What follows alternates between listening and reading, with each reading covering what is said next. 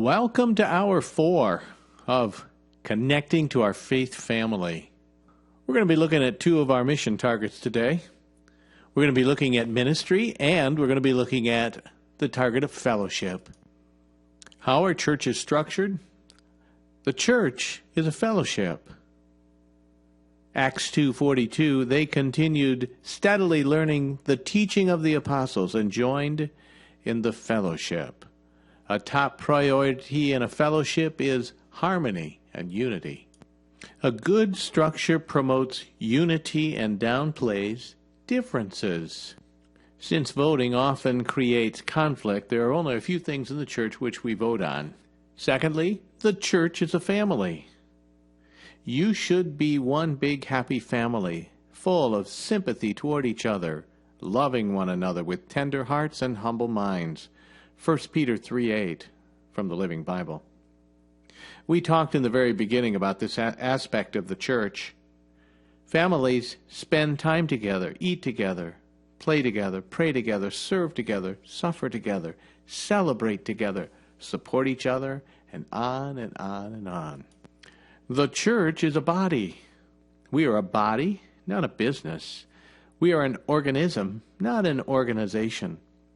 The church is, in the first and final analysis, people who are connected to Jesus and to one another.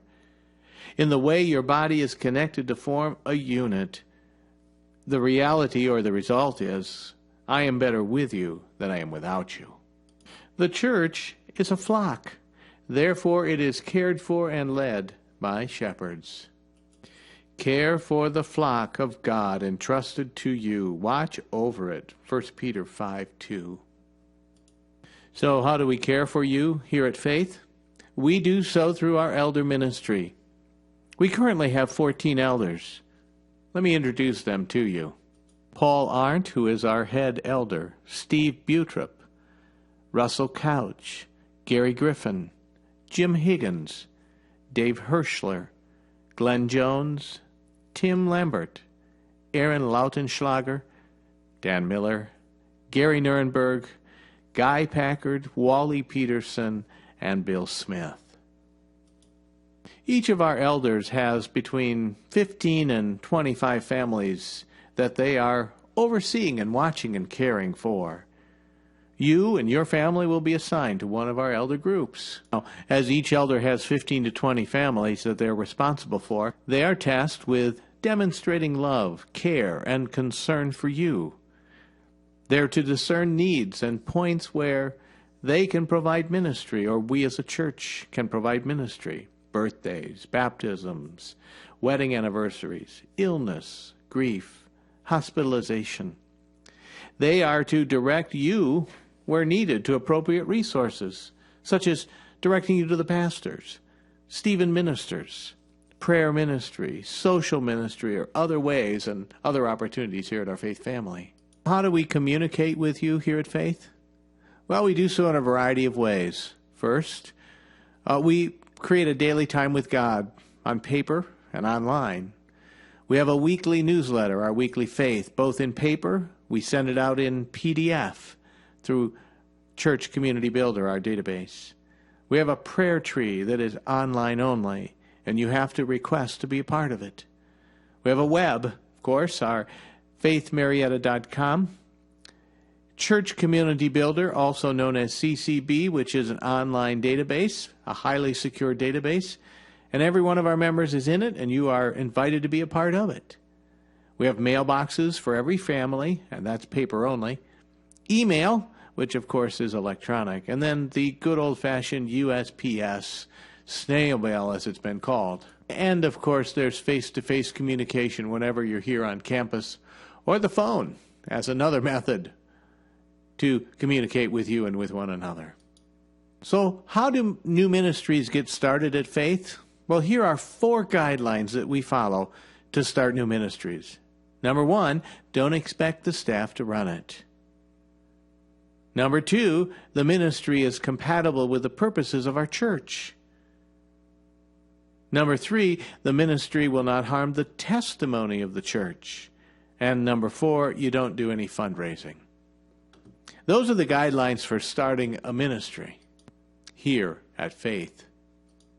We talked briefly a few moments ago about the structure, but it looks something like this. God is at the top. The voters' assembly is directly beneath. Then comes the board of directors, who carry out the wishes and the wills of the voters' assembly. And then finally, there are the various boards in our church: the elders, adult education, youth, Sunday school, evangelism, PR, school board, church properties, family life, social ministry, outreach, stewardship, etc. Let me take a moment to introduce you to the board of directors. Our president, Bob Angrisani. Our head elder, Paul Arndt. Sharon Beck, Director of Family Life. Dick Burmeister, Director of Stewardship. Tina Karachi, Director of Social Outreach. Jimmy Carter, one of our vice presidents. Greg Serwanka, another vice president. Daryl Cruz, our principal. Robert Montgomery, school board chair. Sharon Phillips, membership secretary. Bill Shellman, church properties director. Andrew Schutpels, evangelism outreach director. Ron Schulteis, youth board director. Eric Smith, the director of education. Greg Stouty, treasurer, and Carl Schneider, senior pastor. So, how are decisions and directions at Faith made? Who makes the decisions and who sets directions? Well, the voters do. Who can be a voting member of Faith? Well, the only requirement is you must be a confirmed member here at Faith. And then, all you need to do is, number one, attend a voters' meeting. There are 4 regularly scheduled voters' meetings each year, and then there are special voters' meetings as needed. So when you arrive, you simply sign in, pick up an agenda, and take a seat. And you're ready to start voting. Since the voters' assembly is the final authority of the congregation and the buck stops here, it is the responsible entity at Faith where direction and decisions for our faith family are decided. Therefore, all decisions are made by voting. And therefore, that's what voters do. They vote. What do we vote on? First, we vote on amending the Constitution and bylaws. Second, anytime we purchase or sell real estate. Third, the voters approve an annual operating budget. 4, the voters elect members of the board of directors. 5, the calling or the releasing of called staff or other school teachers. And lastly, the borrowing of funds or the expenditure of and approval of non-designated special gifts. What is our vision for you here at Faith Lutheran? Our vision is to support and encourage your connection to Jesus and your growth in worship, in discipleship, connecting to His Word and prayer. To provide opportunities for you to use your gifts in ministry by serving and giving, in fellowship, connecting to others to love and be loved, to help and be helped, to encourage and to be encouraged, and finally, to encourage you to share your faith in Jesus with people that you know who are right now not yet connected to Him. Thanks for joining us for Hour 4 of Connecting to Faith.